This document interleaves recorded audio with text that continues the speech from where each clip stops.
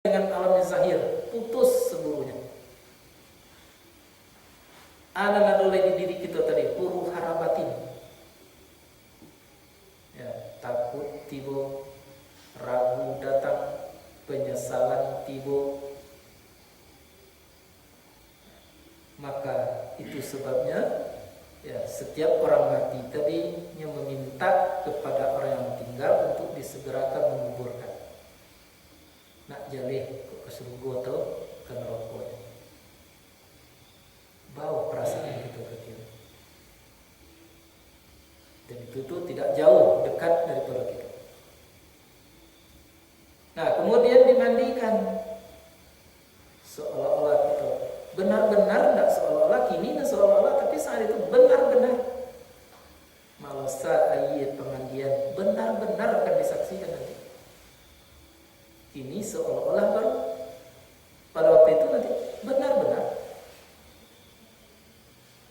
Pernah tuh pada suatu waktu dulu Siti Aisyah itu tidur Nabi Muhammad di dekatnya. Nampak dek Siti Aisyah itu sehelai uban Rasul. Nyambil lalu cabut uban dan cita. Nabi bertanya, tahukah kau Aisyah, Anda? Soalnya Nabi kenapa kau ya Humairah?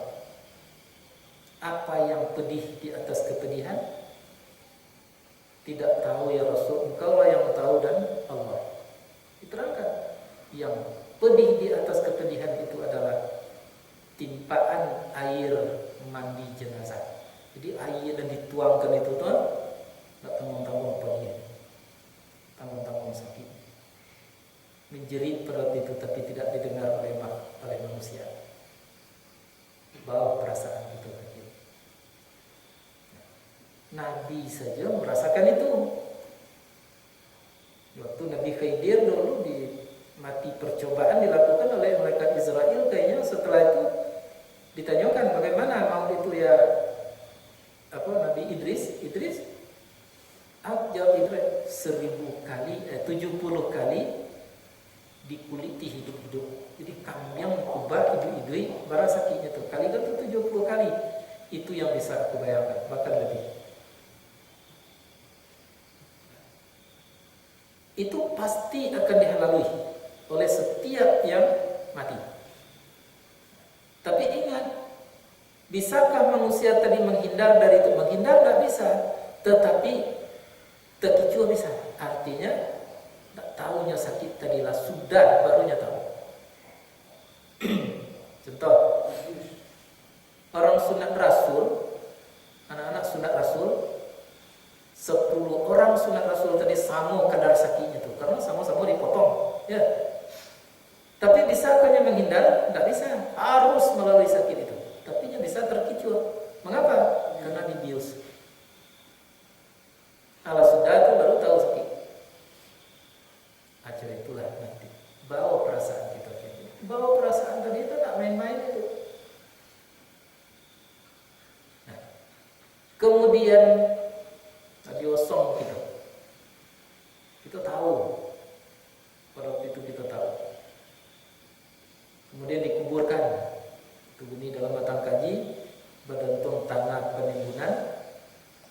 Tadi kan dimandikan tadi jahia atau konak kabek kelimo kucung atau jabawa. Bayangkan itu, tidak itu kepastian. Diosong badan ke kubur, berapa banyak tukar sembahyang dulu. Sudah itu diosong badan ke kubur, berdentung tanah penimbunan. Tepagat batu jenazah. Kurang banyak pulang ke rumah, awak tinggal seorang saja. Tampaklah kurang dari jauh disambut kawan ke menolong, kiranya mungkar dengan nakir. Tanyo tibo masa itu, tanyo tibo siasek datang. Ya, ajualah tanyo ke dijawab. Tidak dapat tidak. Kini jawaban itu harus kita dapatkan. Ada ompek pertanyaannya, marobuka mudah tanggung Rasul. Siapa Tuhan engkau? Orang tak berilmu dia merasakan itu pertanyaan mudah. Mana biyuka? Mudah. Ma imamuka? Mudah. Ma qiblatuka? Mudah daripada pertanyaan anak kelas 3 di SD.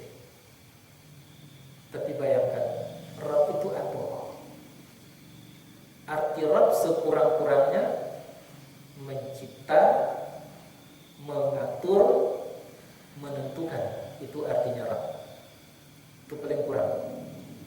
Kalau selama kita hidup di permukaan bumi, kita senang terhadap ciptaan Allah, hujan hari tidak mendongkol, sakit awak tidak mendongkol, cuma berusaha saja menurut ketentuan-ketentuannya.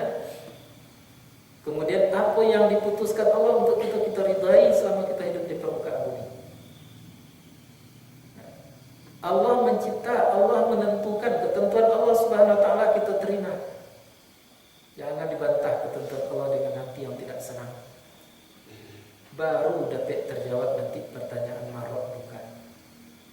Tapi kalau selama di dunia apa yang diciptakan Allah itu terbantah, tidak tersenangi, apa yang ditetapkan Allah itu kita mendongkol, apa yang diputuskan Allah Subhanahu wa taala kita tidak redha, orang Arab sekalipun tidak akan mampu nanti menjawab marah bukan.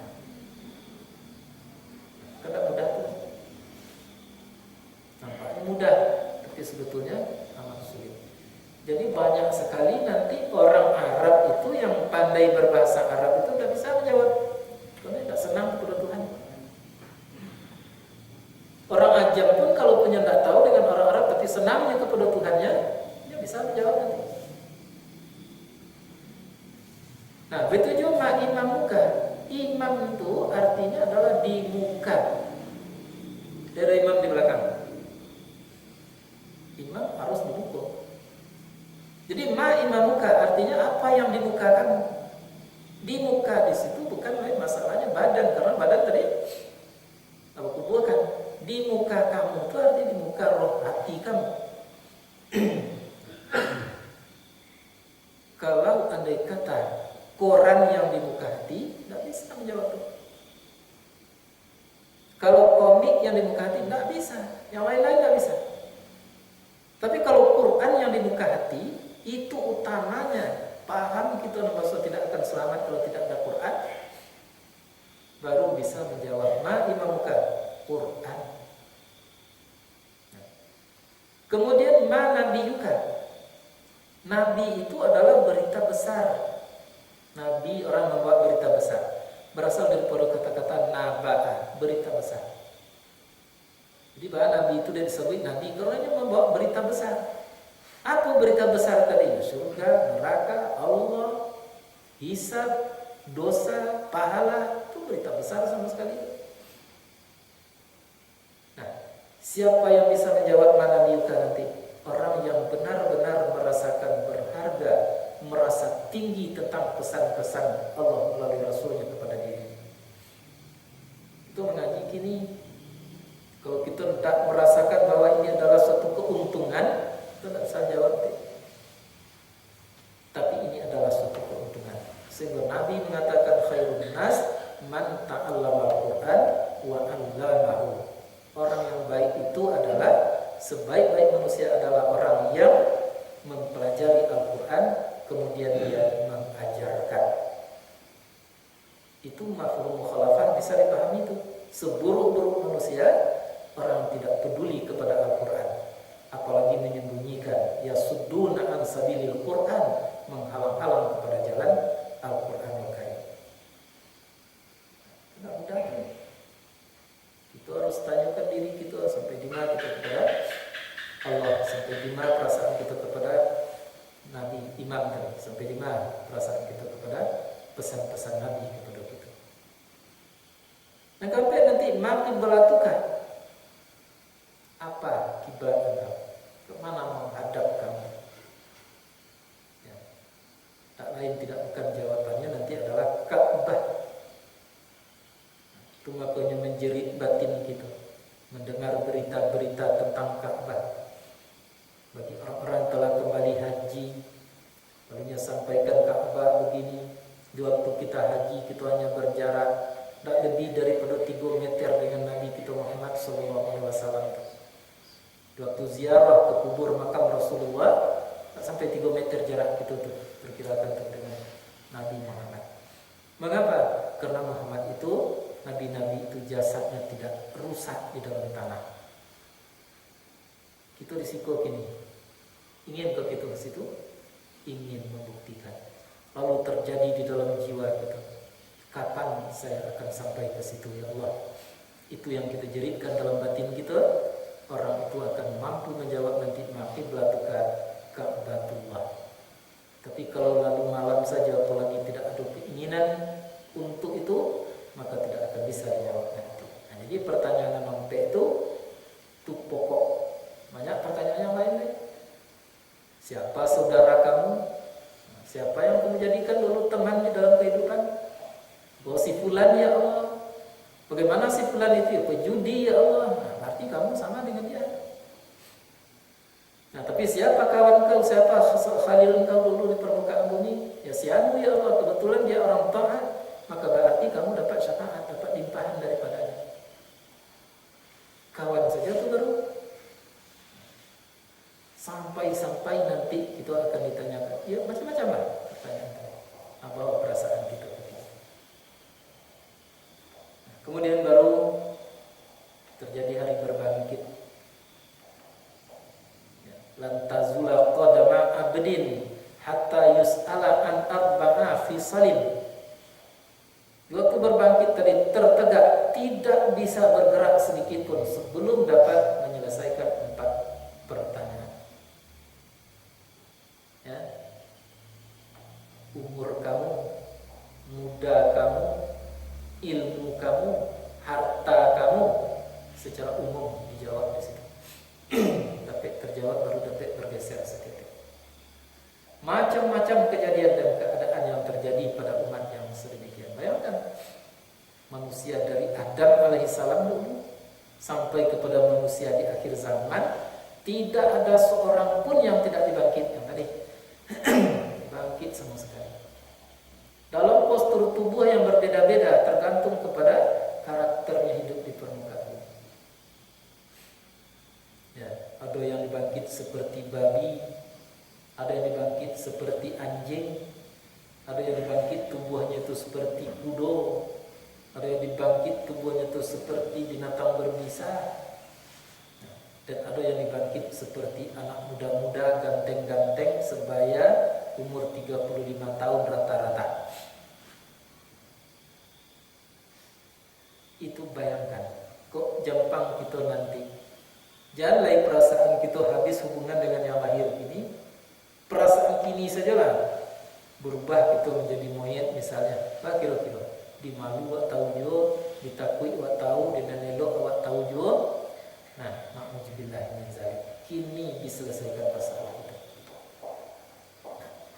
Baru itu enggak tanggung-tanggung lamanya tuh.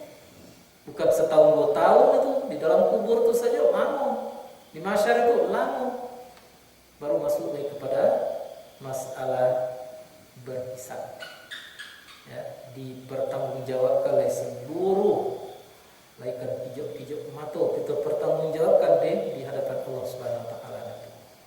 Tak ada yang tinggal. Bayangkan sekian banyak jumlah manusia yang dihisab, kira-kira itu butuh waktu.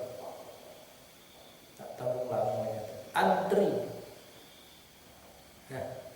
Nah, dan kemudian mizan lagi, sudah itu ditimbang pula lagi. Dan kemudian apa lagi? Sirat. Tadi tergantung lagi kepada ilmu kita pada waktu itu. Nah, maka di waktu disirat tadilah kita menengok arah ke kanan, tampak surganya Allah Subhanahu wa taala. Merinding hati ingin masuk ke dalam surga. Tapi ternyata jatah tidak ada untuk masuk ke dalam surga. Melihat ke sebelah kanan, ke sebelah kiri, nampak neraka. Ngeri datang-datang perasaan melihat neraka. Tetapi jatah untuk masuk ke dalam neraka itu ada di tangan kita. Apa yang terjadi pada waktu itu tidak dapat lagi selain daripada penyesalan. Maka untuk itu, kalau kini kita rasakan itu, maka kita akan menjadi orang menyerah. Ya Allah, inilah kemampuanku, beginilah keadaanku, maka aku serahkan kepada Engkau. Maka Allah sudah mengatakan dulu, falyatawakkalul mu'minin, maka hendaklah berserah diri orang-orang beriman tadi kepada Allah. Maka siapa yang mampu berserah diri dalam keadaan merasa tidak patut masuk ke dalam surga, tidak mungkin masuk ke dalam surga, tetapi yang jatah adalah masuk ke dalam neraka, maka orang yang semacam itu menangis dikarenakan takutnya kepada Allah kalau tidak diampuni, maka orang itu diampuni oleh Allah Subhanahu wa taala dosanya yang telah berlalu dan dosa yang akan datang. Jadi hidupnya sekali tidak boleh disia-siakan. Bukan berarti kita tidak dibenarkan mencicipi yang lain, mencari yang lain, tetapi pergunakanlah utamanya untuk akhirat. Sehingganya Allah mengatakan, wa bataghi fima atakallahu daral akhirat wa la tansa nasibaka minad dunya. Cari olehmu akhirat itu, keselamatan di akhirat. Bagaimana supaya kamu selamat? Ya, yang tadi masalah Tuhan, masalah iman, masalah nabi, masalah kiblat tadi. Cari itu dengan apa yang telah diberikan Allah kepada kamu. Mungkin dengan matamu, dengan kepalamu, dengan otakmu, dengan kaki, dengan tanganmu. Nah, seperti kita kini kita lebih langkah, kita ke mereka. Walaupun jauh hendak mari. Ya, tapi nilainya jalan kaki. Baratu jalan kaki dari rumah kita langkah kemari. Tiap-tiap langkah akan diberikan pahala seorang syahid. Kalau ikhlas, begitu tingginya kedudukan ilmu dan pengetahuan. Nah, kemudian ya katakanlah barangkali ya saudara, yauma yad'ukum. Nah, pada hari itu nanti Allah akan memanggil kamu. Fastamibuna. Tidak, kamu harus perkenankan panggilan tadi. Bihamdihi, sambil memujinya. Nah, ada orang yang tak memuji soalnya. Ini tidak cuma. Tapi pujian di situ tak ada untuk dirinya manfaatnya. Ya, pujian kini tidak bermanfaatnya untuk diri. Wa tazunnuna in labistum illa qalila. Dia merasakan begitu panjangnya tadi hari dari dunia sampai ke dalam kubur, atau di dalam kubur itu entah berapa ratus tahun. Dia katakan, dia rasakan itu illa qalila, kecuali hanya sebentar saja. Itulah perasaan yang terjadi pada waktu itu. Nah, jadi balik itu kepada persoalan pokok, bahwa ilmu pengetahuan itulah yang akan menentukan manusia tadi baik buruknya. Tetapi catatannya ilmu pengetahuan yang didasari dengan ilmu pengetahuan tentang wahyunya Allah Subhanahu wa taala.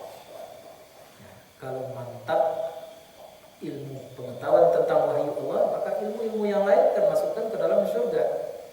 Ilmu pertukangan akan masukkan ke surga, ilmu pertanian akan masukkan ke dalam surga, ilmu peternakan akan masukkan ke dalam surga. Mengapa? Karena setiap ilmunya tadi akan membawanya kepada Tuhan karena dibimbing oleh wahyu Allah Subhanahu wa taala.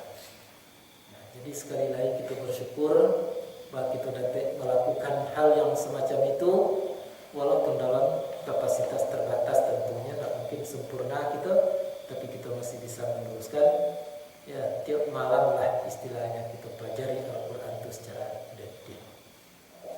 Ya, itu barangkali mudah-mudahan bermanfaat. Assalamualaikum warahmatullahi wabarakatuh.